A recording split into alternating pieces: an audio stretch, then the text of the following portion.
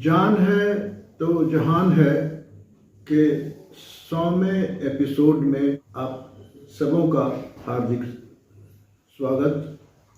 मैं हूं doctor A K. Gupta और आज के इस एपिसोड में मैं एक बहुत महत्वपूर्ण सवाल पर ये पॉडकास्ट कर रहा हूं।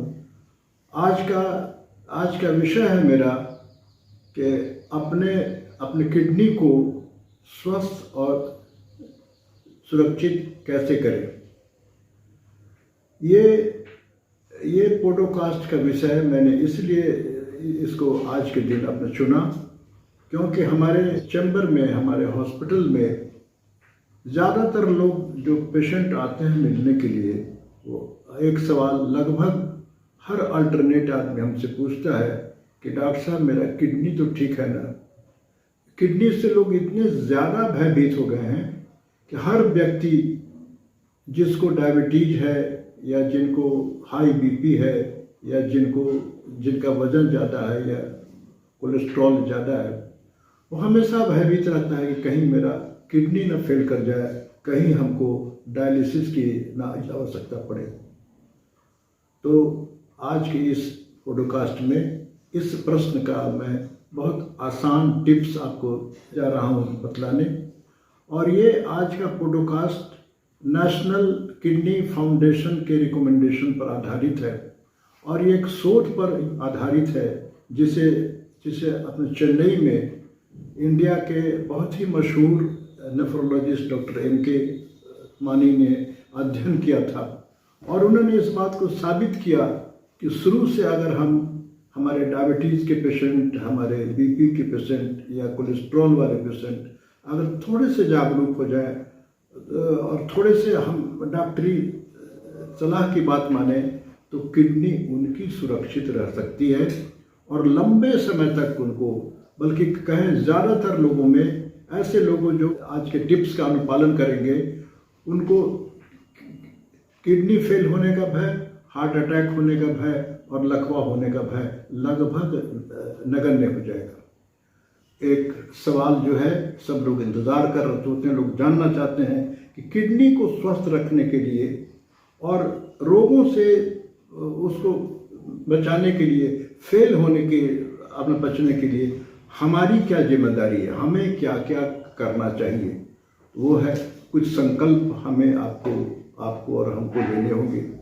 खास तौर से जिनको हाई रिस्क इंडिविजुअल है, जिनको किडनी फेल होने की संभावना है, जैसे अगर जिनको पहले से डायबिटीज है, जैसे अगर उनको हाई बीपी है, जैसे कि उनका वेट अगर है ज़्यादा, अगर वो स्मोकिंग करते हैं, जिनके खून में कोलेस्ट्रॉल की मात्रा ज़्यादा है, जिनको रिकरेंट UTI होता है, ऐसे लोगों को सावधान होना चाहिए। किडनी फेल होने की संभावना है और उनको अपने जीवन शैली में आमूल परिवर्तन करने होंगे, रेगुलर डॉक्टरी सलाह लेनी होगी और मॉनिटरिंग करना पड़ेगा। इन्हीं 3 बातों के तहत आपकी किडनी की सुरक्षा सीमित है। आइए, इसमें पहला टिप्स है स्वस्थ रखने का, अपने आप को हाइड्रेट रखें। इसका मतलब आपके शरीर में पानी की उचित मात्रा होनी चाहिए।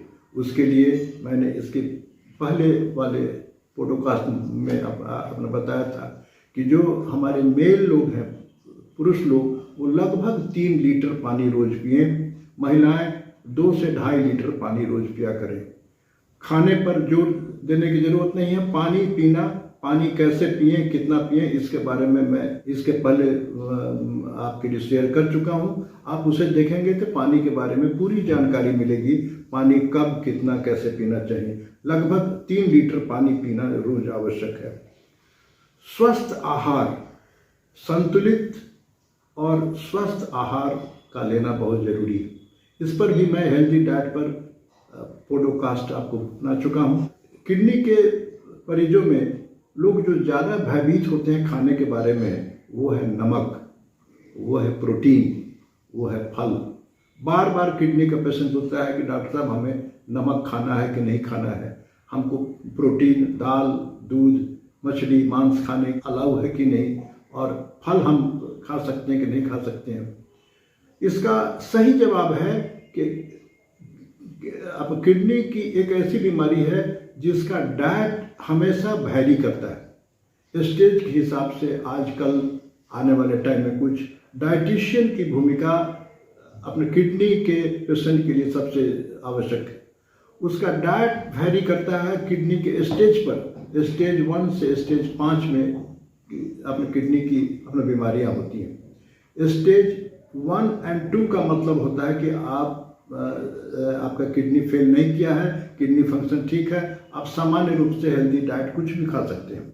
नेशनल किडनी फाउंडेशन का रिकमेंडेशन है कि 2.5 ग्राम नमक प्रतिदिन आप खा सकते हैं, मतलब आधा चम्मच नमक प्रतिदिन आप अपने भोजन में इस्तेमाल कर सकते हैं। लेकिन हम लोग की जो भारतीय अपना पॉपुलेशन है, हम लोग ज़्यादा नमक खाने के शौकीन हैं। जो खाने में ज़्यादा नमक होती है, जिनको आपको नहीं खाना चाहिए, वो है चाट, चटनी, अचार और पापड़, मांसाहारी भोजन, मछली फ्राई, भुजिया सब्जी और प्रोसेस्ड फूड जो मार्केट में मिलते हैं पैकेट में भुजिया के रूप में, या चिप्स, फ्रोजन फूड जो बाहर की होटलों में बनी हुई, रेस्टोरेंट में बनी हुई, पार्टियों में बनी हुई, उनके भोजन में नमक, तेल, घी की ज़्यादा मात्रा इस्तेमाल होती है, जो किडनी के पेशेंट के लिए हार्मफुल है। किडनी के पेशेंट घर का अपना बना हुआ स्वस्थ भोजन, कम मिर्च मसाला नमक वाला भोजन खाएं तो ज़्यादा ठीक है। दूसरा, खाने के बारे में लोग पूछते हैं कि प्रोटीन के बारे में, तो प्रोटीन पर अंकुश किडनी के पेशेंट को उस समय लगाने की आवश्यकता है जब किडनी का स्टेज 4 और 5 के स्टेज में है। 4 और 5 का मतलब उसका जब GFR 30 ml/h से घट जाए, तब उसको प्रोटीन एकदम स्टॉप नहीं करना है। 0.8 ग्राम पर kg ऑफ बॉडी वेट वो प्रोटीन खा सकते हैं। तो इसका नॉर्मली हम लोग 1 ग्राम पर kg वेट रिकमेंड करते हैं। थोड़ा सा कम कर प्रोटीन का रेगुलर इस्तेमाल करना अपनी मांसपेशियों के लिए, ताकत के लिए बहुत ही आवश्यक है, जो डाइटिशियन इसके बारे में आपको बताएंगे। तीसरा आता है ग्रुप, ये अपना पोटासियम। पोटासियम फलों में अक्सर पाई जाती हैं और आलू में पाया जाता है। आलू, जिनको पोटासियम कम है, हम लोग आलू खाने की देते हैं सलाह। और फल में कुछ ऐसे फल हैं जो अपने पोटासियम में काफ़ी रिच हैं, जैसे पका केला, संतरा। ये सब चीज़ अगर आप एंड स्टेज किडनी में आ गए, स्टेज 4-5 में, तो आपको नहीं खाना है या कम खाना है, बाकी फल आपके लिए अलाउड है। फास्फोरस का मतलब दूध या दूध के अपने बने हुए सामान को आपको मात्रा घटानी है अगर आपका किडनी स्टेज 4 और 5 में है। टू समराइज, आप हमारा अगर वीडियो देखेंगे हेल्दी डाइट के बारे में, आपको जवाब मिल जाएगा। इस विषय पर, किडनी और डाइट के बारे में मैं वीडियो बना चुका हूँ, डिटेल इन्फॉर्मेशन है। और मैं एक वर्ड दूंगा कि अपने डॉक्टर से, डाइटिशियन से इस बात की सलाह लें कि खाने में कितना क्या चीज़ क्या वर्जित है। कोई एक फार्मूला हर पेशेंट के लिए डाइट के बारे में नहीं हो सकता है। सक्रिय रहें। सक्रिय रहने का मतलब मैं ये नहीं कहता हूँ कि 10 मिनट आधा घंटे के लिए एक्सरसाइज करके सारे दिन को भूल कर, सारा दिन आप सीडेंट्री लाइफ स्टाइल से बचें। सारा दिन सो करके, सारा दिन बैठ करके गंवाना किडनी डिजीज को, हार्ट अटैक को निमंत्रण देने के बराबर है।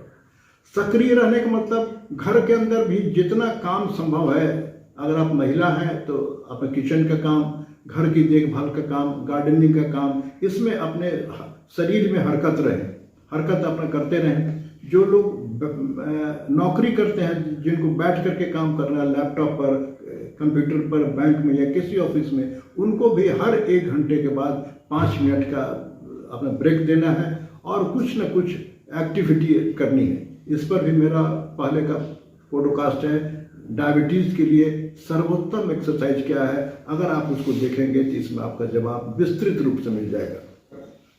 चौथी चीज़ है कि धूम्रपान और वाइन, अल्कोहल के बारे में।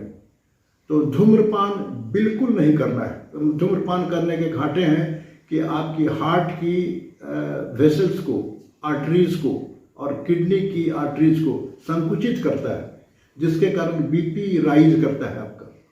तो देखा गया है कि जो लोग धूम्रपान करते हैं या तंबाकू का इस्तेमाल गुटखा के रूप में करते हैं, खैनी के रूप में करते हैं, उनको बीपी की शिकायत, हार्ट की बीमारी, किडनी की बीमारी ज़्यादा होती है। अगर किडनी को खुश करना है तो तंबाकू को छोड़ना पड़ेगा। अगर तंबाकू का इस्तेमाल आप करते रहेंगे तो इससे किडनी को बहुत नुकसान होगा। हार्ट अटैक, लकवा और किडनी फेलियर से बचने के लिए ये संकल्प लेना बहुत ही आवश्यक है। स्ट्रेस को मैनेज करें, मानसिक तनाव को मैनेज करें। स्ट्रेस हम लोग जाने अनजाने में सभी को अपना कुछ न कुछ रहता है, घर के बात से या ऑफिस के बात से। उसके लिए जो रिकमेंडेशन है कि सक्रिय रहे, संतुलित भोजन लें, टाइम पर खाना खाएं, अच्छी नींद लें। 6 से 8 घंटे की नींद आपको लेना बहुत ही आवश्यकता है। और अगर आप योग के अभ्यासी हैं, योग करते हैं, प्रार्थना करते हैं, ध्यान करते हैं, योग निद्रा करते हैं, तो देखा गया है कि ये बहुत अच्छे टूल्स हैं आपको डी स्ट्रेस करने के लिए। जो सबसे महत्वपूर्ण बात थी कि अगर आपको ब्लड प्रेशर है और अगर आपको डायबिटीज है, कोलेस्ट्रॉल है, तो इसको नियंत्रण में रखें। और ये सबसे आवश्यक है नियंत्रण में रखना, अपने वजन को नियंत्रण रखना। तो पहला कदम है कि अपने वजन को नियंत्रित रखें। भोजन में नियमित कंट्रोल के अलावा, कैलोरी कम खाने के अलावा, जो एक आवश्यक चीज़ है जो वजन घटाने में सहायक है, आप खाना खाने को धीरे धीरे खाएं। और बीपी के बारे में सबसे महत्वपूर्ण चीज़ है कि बीपी में दवाई खाना ही उतना महत्वपूर्ण नहीं है। दवाई रेगुलर खाने के साथ साथ रेगुलर बीपी को मॉनिटर कराएं, जांच कराएं। सप्ताह में एक बार कुर्सी पर बैठ के जांच कराएं तो बहुत अच्छी बात है। और जो लोग चाहते हैं किडनी की बीमारी नहीं हो या जिनको डायबिटीज है, वो ऊपर में 120, 130 और नीचे में 70 से 80 से ज़्यादा बीपी नहीं होना चाहिए। अगर आपका बीपी 130, 80 से ज़्यादा जा रहा है तो आप डेंजर जोन में जा रहे हैं। आपको किसी तरह से दवाई से, परहेज से बीपी को 130 और भी अच्छा होगा 120 रखते हैं बटा 70-80, तो ये ऑप्टिमम बीपी है जो आपकी किडनी की रक्षा करेगा। शुगर की बात करें, शुगर में सबसे महत्वपूर्ण पैरामीटर है ग्लाइकोसिलेटेड हीमोग्लोबिन, HbA1c कहते हैं। ये 7% से कम होना चाहिए। 6.5% से कम है तो और भी अच्छी बात है। लेकिन जो लोग ओल्ड एज के हैं, 50 साल की उम्र के लोग हैं, उनको 7% से नीचे, और जो लोग यंग हैं उनको 6.5% जंग। ये सही पैरामीटर है। मुझे ये जान के आश्चर्य होता है कि ज़्यादातर लोग अपनी फास्टिंग ब्लड शुगर अपना करा करके 140 150 होता है तो संतुष्ट हो जाते हैं कि बीपी मेरा कंट्रोल में है। वो भूल कर रहे हैं। फास्टिंग आफ्टर मील दोनों कराएं।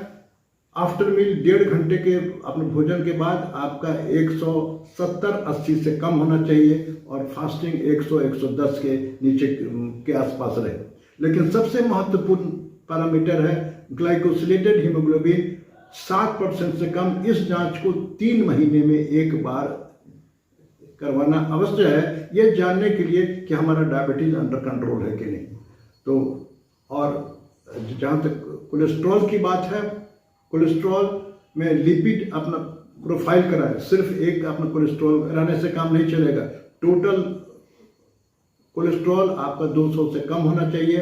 ट्राइग्लिसराइड 150 से कम और LDL 70 mg से कम हो, तब जाके कहा जाएगा कि आपका कोलेस्ट्रॉल कंट्रोल में है। इसके अलावा एपोलाइपोप्रोटीन बी भी अवश्य कराएं, जो 30 से कम होने से तब आप समझेंगे कि कोलेस्ट्रॉल आपका कम है।